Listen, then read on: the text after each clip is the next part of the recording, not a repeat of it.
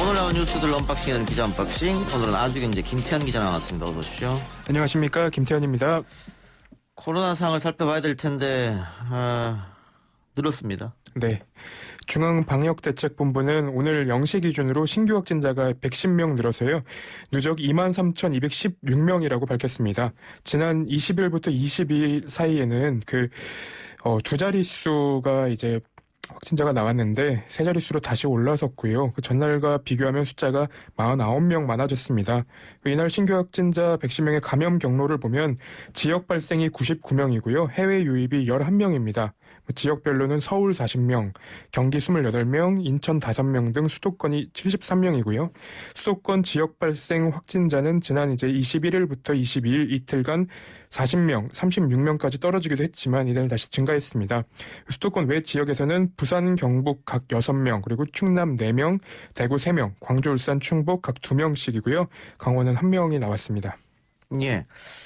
99명이 국내 발생했는데 이 중에 70여 명이 수도권이다. 네, 그렇습니다. 수도권에서 산발적으로 조금씩 감염되는 게 꽤 많나 보죠.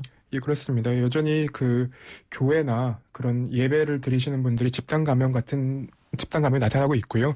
아파트나 그런 데서도 집단 감염이 나타나는 걸로 알려져 있습니다. 예. 정은경 청장이 타임지 가장 영향력 있는 백인에 선정이 됐네요. 네, 미국 시사주간지 타임지가 선정하는 2020 세계에서 가장 영향력 있는 백인의 정은경 질병관리청장이 이름을 올렸습니다. 타임지 기사에는 문재인 대통령 명의 소개글도 함께 실렸는데요. 문 대통령은 코로나19 팬데믹 상황에서 한국의 방역은 세계의 모범이 됐고 정 청장은 방역의 최전방에서 국민과 진솔하게 소통해 K방역을 성공으로 이끌었다고 얘기를 했습니다.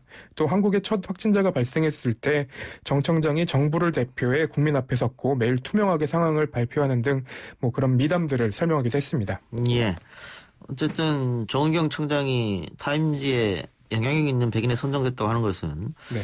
타임지도 K방역을 인정한 게 아닌가 그런 생각도 들고요. 네, 그렇습니다. 오늘 법원이 정경심 동양대 교수의 재판 연기 요청을 불허했네요. 네, 재판부는 변호인이 제출한 진단서 등의 자료를 검토한 결과 피고인이 재판을 받지 못할 상태로 보이지 않고 향후 실시될 공판과 기일을 고려하면 변론 준비를 위한 기일 변경의 필요성도 적다고 판단했다고 얘기를 했습니다. 정 교수의 변호인은 지난 20일 재판부에 정 교수가 당분간 치료가 필요해 공판 출석이 쉽지 않다면서 기일을 좀 늦춰달라고 얘기를 하기도 했습니다. 지난 공판 때 쓰러진 적이 있었죠? 네, 그렇습니다. 그래서 아마 진단서 제출하고 했는 것 같은데 재판부는 받아들이지 않으니까 재판은 계속 이어져 가겠네요. 네. 그날 재판에서는 정경심 교수가 엎드려 있기도 했거든요. 재판부에서도 정경심 교수 측에서 퇴정 요청을 하니까 퇴정하고 싶다, 걸석 재판을 하고 싶다라고 얘기하니 진단서를 제출하지 않아도 얼굴만 봐도 아픈 게 보인다라고 얘기를 했는데 지금 이번에는 진단서를 내도 재판 연기는 안 된다고 얘기를 한 겁니다. 예. 나경원 전 의원에 대한 압수수색 영장이 기각됐습니다. 네, 그렇습니다. 그러니까 나 전 의원에 대해서는 그간 고발인만 10번 조사하는 등 진척이 없었습니다. 사실상 수사를 안 했거나 부실 수사를 했다는 비판이 나오고 있는데요. 실제로 압수수색 영장이 대부분 기각되면서 부실 수사라는 지적을 피하기는 힘들어 보입니다. 수사가 부실했다? 네. 네, 어떤 내용들이 기각됐습니까? 일단 나 전 의원의 회장을 맡고 그 딸이 임원으로 있었던 스페셜 올림픽 코리아 SOK 관련한 압수수색 영장을 청구했는데 기각된 것으로 알려졌습니다. 근데 이게 좀 이해가 안 되는 부분인데요. 문체부에서 예전에 국정감사 때 문제가 있었다고 얘기를 했었고요. 예. 그리고 요 근래에는 SOK 특혜 의혹과 관련해서 나 전 의원을 제외한 그 당시 문체부 주요 관계자들이 검찰 소환 조사를 받고 있습니다. 근데 이 상황에서도 영장이 전부 다 기각이 됐다는 것은 조금 이해하기 어려운 상황입니다. 예. 나경원 전 의원은 입시비리, 사학비리, 지금 또 스페셜 올림픽 코리아 관련된 것들, 네. 이런 것들에 혐의가 있는 것으로 네. 의혹을 받고 있는데 어쨌든 이렇게 압수수색 영장이 기각됐으니까 수사에 차질은 좀 생기겠네요. 네, 향후 수사에 차질이 좀 생길 것으로 보입니다. 그래도 지금 문체부 관계자들이 계속 줄 소환이 되고 있고요. 그리고 검찰에서도 수사를 하겠다는 의지를 보이고 있어서 일단은 좀 지켜봐야 될 것으로 보입니다. 사랑제일교회 관계자들은 법정에 서게 됐다고 하는데 어떤 내용입니까? 네, 서울 북부지방검찰청은 사랑제일교회 종사자 및 신도 14명에 대해서 감염병의 예방 및 관리에 관한 법률 위반 혐의로 불구속 기소했습니다. 이들에게는 서울시 집합 금지 조치 기간 중인 지난 3월 29일부터 4월 19일까지 4차례에 걸쳐 현장 예배를 진행한 혐의가 적용이 됐는데요. 보면은 여기에는 이제 김문수 전 경기지사도 기소 대상에 포함이 됐습니다. 김문수 전 지사는 지난 3월 29일, 4월 5일, 4월 12일 교회 현장 예배에 참석한 거로 알려졌습니다. 예. 고의로 구급차에 사고를 내고 가로막았던 택시기사 실형을 검찰이 구형했네요. 네, 검찰이 오늘 결심 공판에서 피고인의 반성 없는 태도와 재범 위험성 그리고 범행 수법 등을 고려해 징역 7년을 선고해달라고 요청을 했습니다. 검찰은 피고인이 최초 조사 당시에 환자를 먼저 119로 후송했다는 등 범행을 부인하는 취지로 진술하다가 조사가 계속되니까 자백했다고 얘기를 하면서 법정에 와서도 일부 범행에 본인의 잘못이 없다는 태도를 보였다고 지적을 했습니다.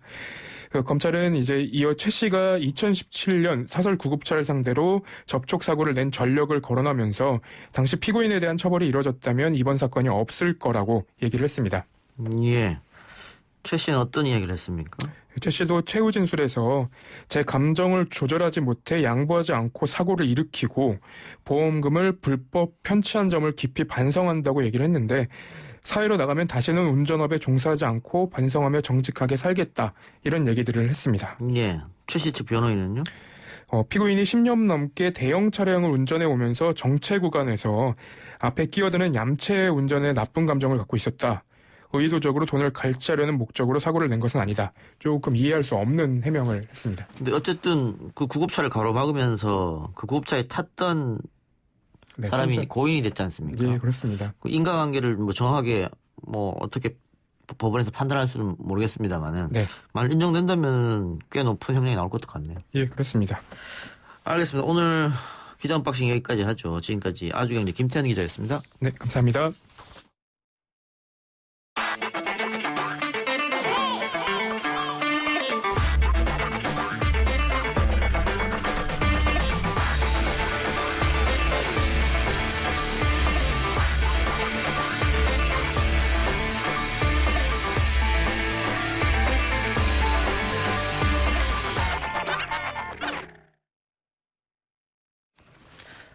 검찰 개혁의 일환인 검경 수사권 조정, 핵심은 검찰의 직접 수사를 줄이고 궁극적으로는 검찰의 수사권을 폐지한다는 내용이었습니다.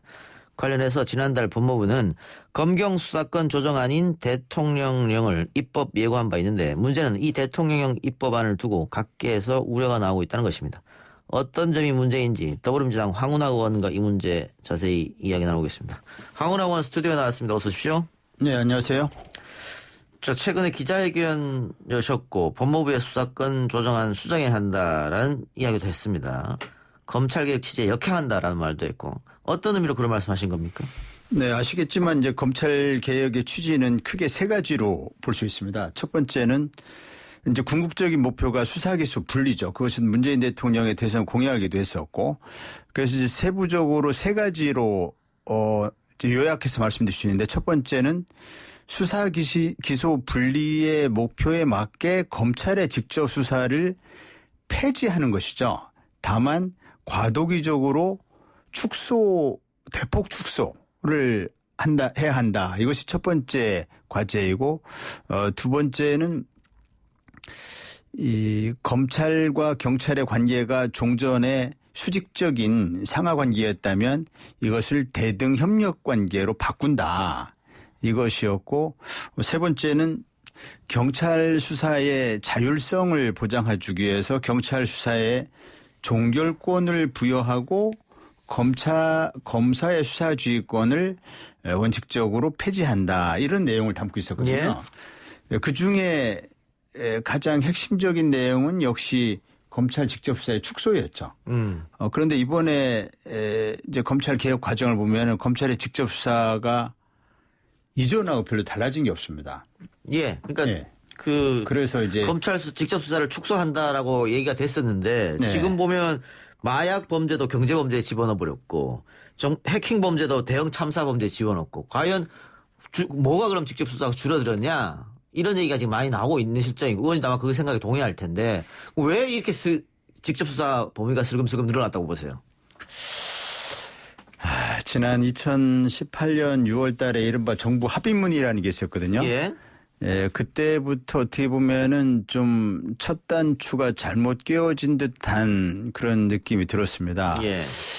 그 이유는 그 배경은 이제 검찰이 이 적폐청산이라고 하는 수사에 전면적으로 나서면서 문재인 정부 출범 후에 오히려 특수수사 기능이 강화됐거든요. 아하. 예, 그러다 보니까 검찰의 힘이 더 세졌어요. 예. 예, 그런 것이 하나 있고 그러다 보니까 검찰이 자신들의 직접 수사를 하나도 놓지 않으려고 굉장히 이제 저항을 하고 반발을 한 것이죠. 이것을 효과적으로 제압하지 못했습니다. 그러다 보니까 직접 수사를 줄이는 모양새만 이렇게 이 형식만 취했을 뿐 실질적으로는 직접 수사를 검찰이 이제 이전에 하던 중요한 사건들 검찰이 직접 수사하는 영역들이 있잖아요. 그런 범죄들을 지금도 똑같이 그러니까 앞으로도 똑같이 검찰의 직접 수사 대상으로 하고 있는 결과가 됐습니다. 그러니까 뭐 형식적으로는 몇 건에서 몇 건을 줄 수 있다 이렇게 해석하는 분도 있지만 그 몇 건이라고 하는 양이 문제가 아니거든요. 예. 검찰이 직접 수사권을 가지고 대한민국을 쥐고 흔들고 권력을 남용하고 하는 것은 그 양적인데 문제가 있는 게 아니거든요. 그래서 검찰의 직접 수사를 실질적으로 제한해야 되는데 제한하지 못했다. 그 점이 이제 아쉽게 된 것이죠. 그러니까 우리가 지금 계속 그 검찰의 막강한 권력 이게 좀 문제가 있다라고 얘기하는 것은 그때 그게 바로 직접 수사를 말하는 예. 거군요. 그러니까 수사도 검찰이 하고 기소도 검찰이 하고 그러니까요. 그래서 기소를 안 할 권리도 있고 기소를 할 권리도 있고. 그래서 근데 이제 내가 만일 수사를 해서 잘못됐으면 기소 단계에서 걸러지는데 그렇죠. 검찰이 수사도 하고 기소도 그게 하니까 핵심입니다. 그게 핵심. 그게 안 된다는 거잖아요. 그게 핵심이죠. 예. 누구든지 수사를 할 때 뭐 꼭 검사뿐 아니라 경찰도 사실 그렇습니다. 예. 경찰도 저도 일선 경찰에서 조직폭력 사건을 많이 하면서 가급적이면은 없는 계보도 만들고 싶어 하거든요. 그럴듯한 성과를 내고 싶어 하는 것이죠. 그건 수사하는 사람의 속성입니다. 예. 그런데 자존심이 강하고 또 승부욕이 강하고 이런 사람일수록 성과를 내고 싶어 하죠. 예. 거기에다가 권력이 세가지고 내가 수사하면은 누구든지 내가 회유하고 협박하고 하면은 다 내 뜻대로 된다라고 생각되면은 강한 유혹을 느끼는 거죠. 예. 수사를 만드는 거예요. 없는 사건을 만드는 예. 거죠. 그거를 수사의 속성이기 때문에 그것을 뭘로 견제해야 됩니까? 뭘로 스크린해야 됩니까? 그게 기소예요. 기소를 할 수 있다. 네. 예. 기소로 통제하는 거군요. 그래서 수사와 기소가 분리되어야 된다는 것이고 수사가 그렇게 위험하기 때문에 똑똑한 사람들에게 기소권을 주면서 그 사람에게 수사권까지 주면 이건 반드시 큰 사단이 난다. 이렇게 봐서 선진 문명 국가들 어디에서도 검사가 우리나라처럼 직접 수사하는 나라는 없는 것이죠. 예. 그러니까 2018년 6월에 합의한 내용이 지금 지켜지지 않은 건데 그 부패 범죄, 경제 범죄, 뭐 공직자 범죄, 선거 범죄, 방해사업 범죄, 뭐 위증 증거인멸 무고 범죄 이런 게 원래 2018년 6월에 합의한 내용이었습니다만 이제 마약 범죄를 경제 범죄 안에 집어넣어서 그것도 할 수 있게 됐고 사이버 범죄는 대형 참사에 그 집어넣었단 말이죠. 부분이 큰 문제죠. 이게 그러니까 어떤 게 문제입니까? 우선 마약 범죄가 경제 범죄라는 게 너무 상식에 반하지 않습니까? 예. 그건 억지거든요. 한마디로 억지. 근데 왜 검찰이 이 억지를 부려서 이것이 포함됐을까요? 그것은 이제 마약 관련해서 그 검찰의 수사 인력과 어떤 예산 이런 것이 지금까지 있어 왔지 않습니까? 마약 수사관, 뭐 마약 수사 관련 인력. 그래서 이제 그 인력과 예산을 그 대폭 이제 없애야 된다는 거에 대해서 도저히 내키지 않았겠죠. 그래서 법무부에서 또는 검찰에서 그걸 놓고 체포하지 않는 그것은 충분히 이해는 되는데 그런 논리대로 가면 검찰의 직접 수사를 사실상 하나도 못 없습니다. 사이버 범죄도 마찬가지거든요. 사이버 범죄나 마약 범죄는 사실 경찰이 전문성이 국제사회에서도 크게 인정받고 있는 수준이거든요. 예. 그래서 이 부분을 검찰과 이중으로 한다는 것은 예산 낭비입니다. 그래서 이것은 경찰로 일원하는 것이 맞거든요. 예. 물론 이제 검찰에서는 뭐 그 마약 수입 범죄, 밀수 범죄 이런 것에 대해서 검찰이 좀 특화되어 왔다 하지만 그거는 검찰이 그 수사를 하고 있다 보니까 사실 대형 마약 밀수 범죄는 대부분이 국세청이나 관세청에 적발해 아니 국정원이나 관세청에 적발해서 검찰에 넘겨주는 거거든요. 그렇기 때문에 그 검찰의 고유 역량이라기보다는 경찰로 일원화되면은 다시 이제 경찰에서 다 담당할 수 있는 영역인 것이죠. 예, 알겠습니다. 자, 그래서 법무부가 지난 16일까지 국민 의견을 받았는데 모두 7,440건의 의견이 제출됐고 의견의 대부분은 지금 의원님 말씀하신 것처럼 이건 좀 잘못됐다. 원안대로 가자. 첩의 합의대로 하자. 검찰 힘을 빼자. 이런 내용이거든요. 그러면 이게 고쳐질 수정될 여지가 있는 겁니까? 수정되어야 하죠. 예. 왜냐하면 입법 예고를 형식적으로만 하고 어떤 의견이 들어오든 말든 그냥 그 마이웨이 그냥 우리는 갈 길 가겠다 한다면 입법 예고를 왜 합니까? 예. 그래서 당에서 지금 말씀하신 것처럼 입법 예고에 많은 국민들이 이제 의견을 제시를 하면서 근본적으로 이러다가 검찰개혁 완전히 실패하는 거 아니냐는 굉장한 좀 두려움을 갖고 계시더라고요. 예. 그 검찰개혁 이대로 가면은 이게 큰 낭패를 겪겠다라는 그런 이제 좀 불안감이 있는 겁니다. 그래서 그런 부분을 아무래도 당에서는 예민하게 민심의 흐름이기 때문에 예민하게 보고 계신 것 같고 당에서 이번 금요일 날 25일 날 비공개로 이에 관한 간담회에서 의견 수렴하는 절차를 거치는 걸로 알고 있고 그렇게 예정돼 있거든요. 그래서 거기에서 합리적인 의견 조정이 이루어져서 청와대에 다시 건의를 해서 조정이 이루어질 것으로 저는 기대하고 이루어져야 마땅하다고 봅니다. 예. 이거 행안부와 다시 법무부가 머리를 맞대는 과정이 그 안에 있을까요, 그러면? 그동안 사이에? 예. 이제 행안부와 법무부가 지금까지 머리를 맞대서 논의를 해왔었거든요. 근데 마지막은 이렇게 됐지 않습니까? 어쨌든. 예, 그런데 이제 그 과정에서 지난번 제가 대정부 질문을 행안부 장관께 드리는 과정에서 행안부 장관께서 말씀을 하셨지만 수용되지 않았다 이런 표현을 하시더라고요.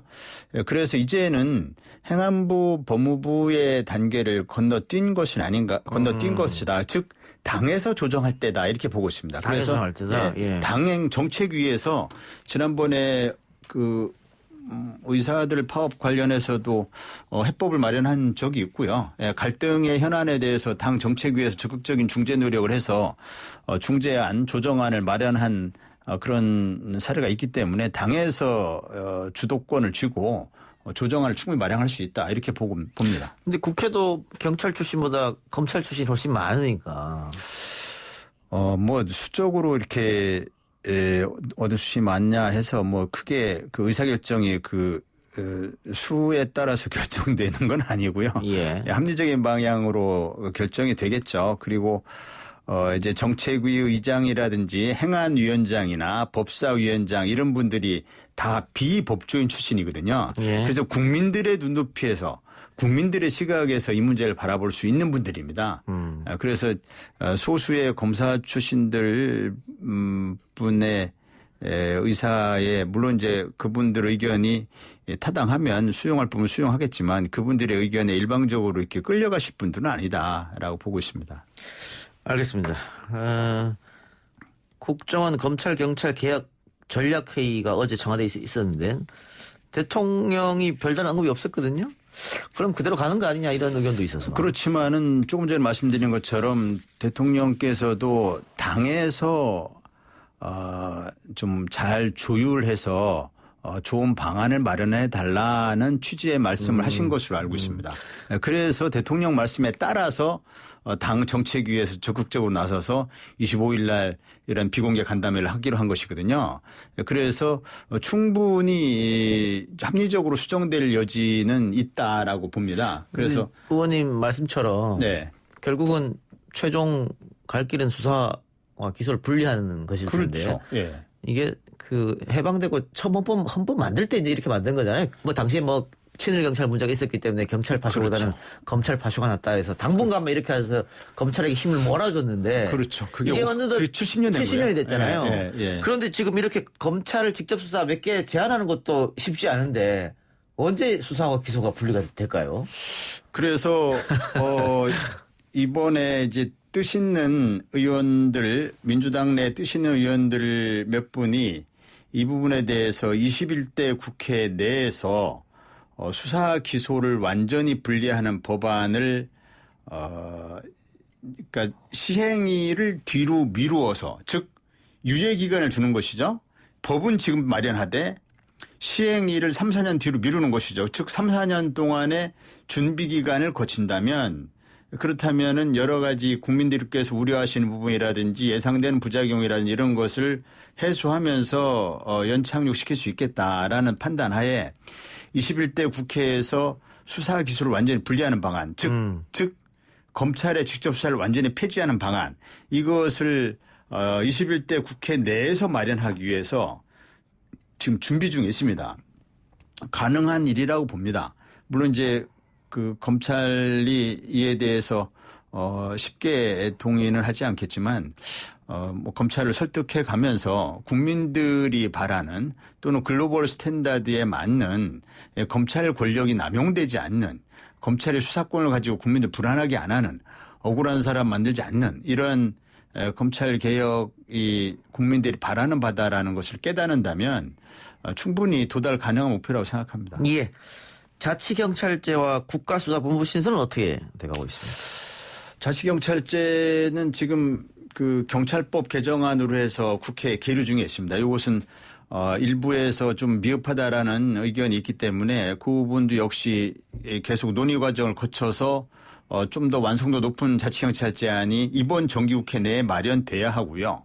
또 국가수사본부는 역시 경찰법의 개정사항인데요. 역시 지금 이번 정기국회에 계류 중입니다. 이것도 역시 이번 정기국회 내에 처리될 수 있을 것으로 봅니다. 즉 자치경찰제와 국가수사본부는 검찰개혁의 후속 조치거든요. 또는 검찰개혁과 병행해야 될 동시에 진행돼야 될 경찰개혁 사안들이군요. 이 부분이 차질 없이 진행되리라 보고 그와 함께 이제 검찰 개혁의 완성도도 높여야 되는 것이죠. 완성도라는 것은 다시 한번 말씀드리지만 수사와 기소의 완전 분리, 검찰의 직접 수사의 전면 폐지 또는 이런 절충안이 있습니다. 검찰의 직접 수사를 사실상 법적으로는 인정합니다. 법적으로 인정하지만 실제로 발동될 수 없게 하거나 사실상 이 절제되어서 행사되는 경우가 없는 이런 선진 외국의 경우는 이런 경우가 많거든요. 예. 근데 미국의 검사가 수사권이 없어서가 아니라 여러 가지 제도적인 한계 때문에 직접 수사를 하지 않습니다. 예. 그래서 알겠습니다. 우리나라도 이제 그와 같은 제도로 한다면 완전히 법적으로 폐지하는 방법과 완전히 법적으로 폐지하지 않지만 법적으로 수사권을 보유하지만은 실제에서는 예. 수사 행사하지 않는 그런 방안이 마련될 수 있다고 봅니다. 오늘 출연해서 고맙습니다. 네, 감사합니다.